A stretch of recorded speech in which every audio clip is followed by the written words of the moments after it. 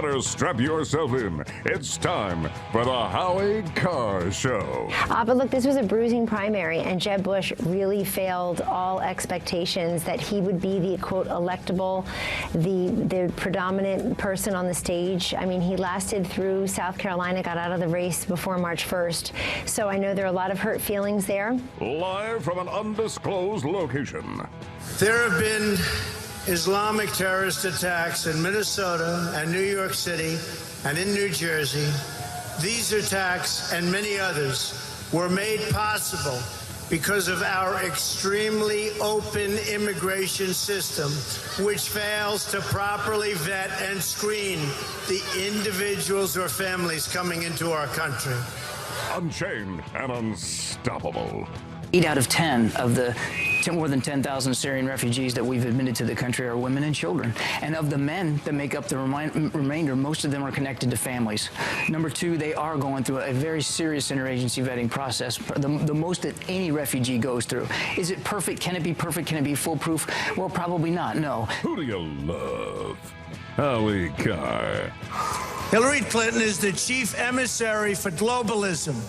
And I'm not running to be president of the world. I'm running to be president of the United States.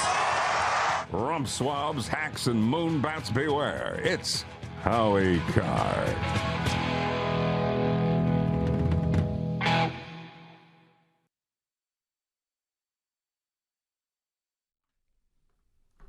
Protests continue after police-involved shooting in Charlotte, North Carolina.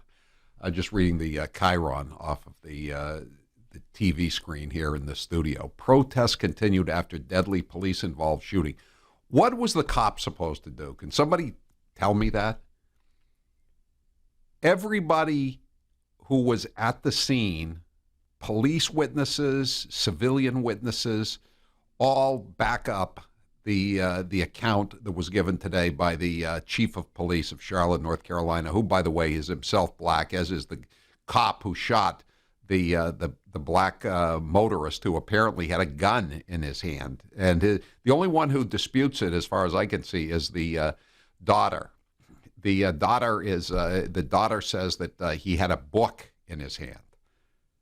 So again, curled up reading the book, don't shoot. Is that the new mantra in Charlotte, North Carolina? It's not true. It's not true. The officer had apparently every right to respond as he did, and now the local lawless elements in that community used it after dark. They waited until the sun went down, and then they began looting.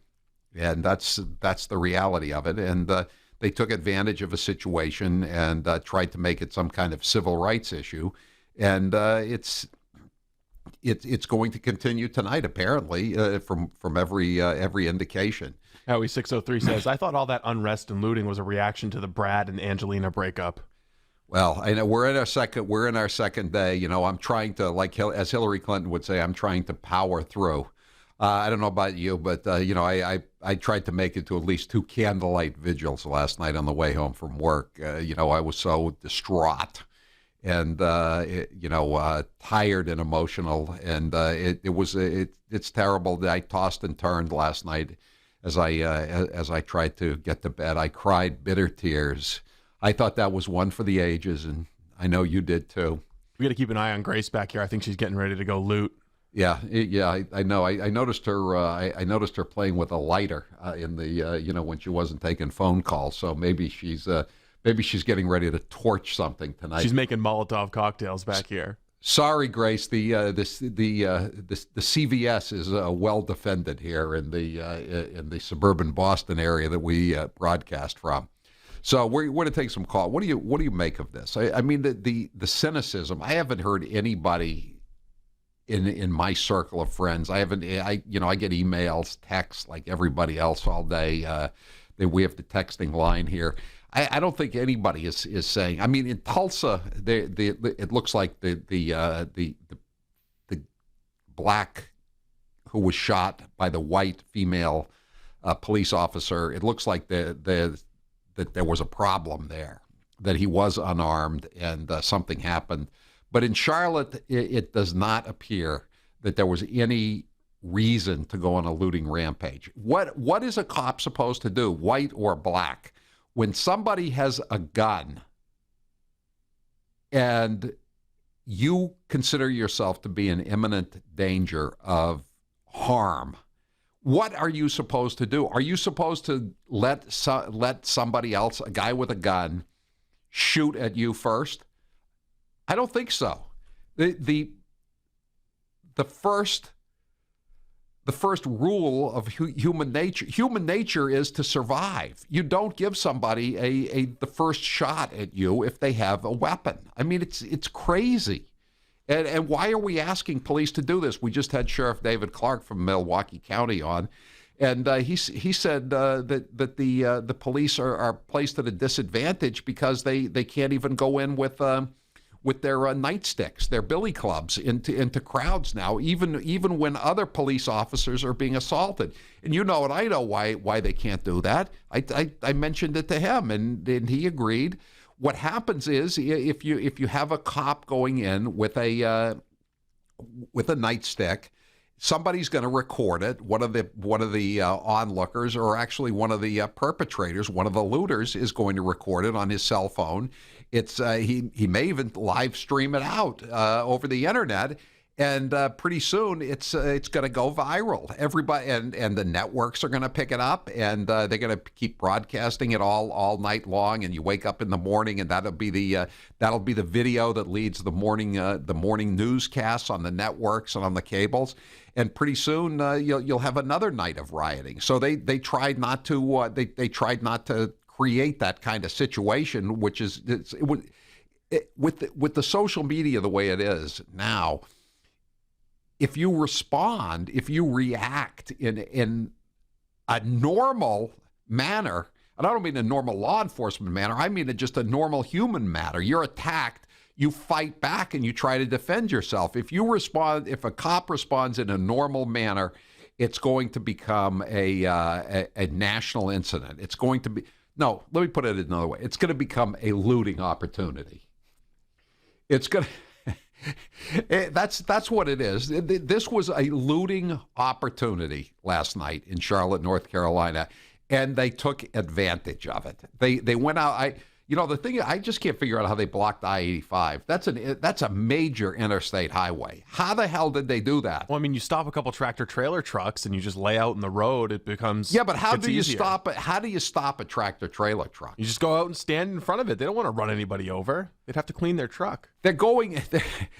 Those trucks are going 60, 70 miles an hour. I'm not going to be the first. I'm not going out there. I'm not going to go. I don't even know what's in that trailer. You just drag some garbage out in the road. I really don't think it's that hard to stop up a highway. What if it's just a bunch of sandals? I've risked my life to get a truckload of sandals to loot some Cheez-Its. I mean, I like Cheez-Its, but I'm not going to risk my life for them. And by the way, how am I going to get rid of 8,300 cases of Cheez-Its? Sell them online. Yeah, I think, again, in that case, social media would be the friend of the police. Honest Howie's secondhand Cheez-Its. 1-844-500-4242. Professor George, you're next with Howie Carr on the General Communications listener line. Go ahead, Professor George.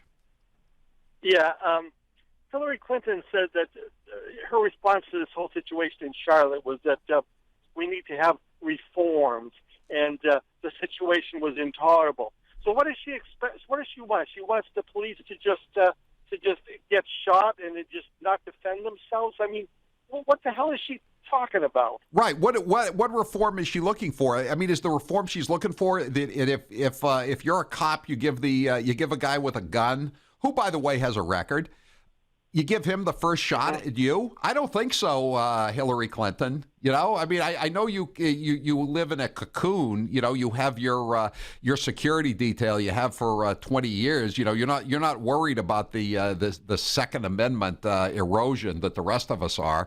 But I don't know what she's talking about here. And why is she saying you're here last week saying I'm going to talk to white people about this problem. Well, guess what? There weren't any white people involved in this last night, Professor George. There were just some law-abiding citizens, and there were some non-law-abiding citizens. So who is she going to talk to? Yeah. I think what she's doing is she says we need reform, but she's not saying what it is. So I think what she's trying to do is she's trying to whip up the black community to vote for her without alienating the white community by saying anything specific. I don't know who is in the black community is going to be more likely to vote for her because of this or because of these riots that are going on. I don't think this is good for her. I think she's going to continue to hemorrhage support. I mean, I would say most black people are like most white people, and they want law and order. I mean, I don't think is law and order really a code word, a code phrase, a dog whistle, as Comrade Chris Matthews would say on MSNBC. I don't think so. I mean, who wants mobs roving the streets, looting? I don't think anybody does. No one in their right mind does. Thanks for the call, Professor George. 1-844-500-4242. I'm Howie Carr. He didn't come here to be made sport of. Howie Carr.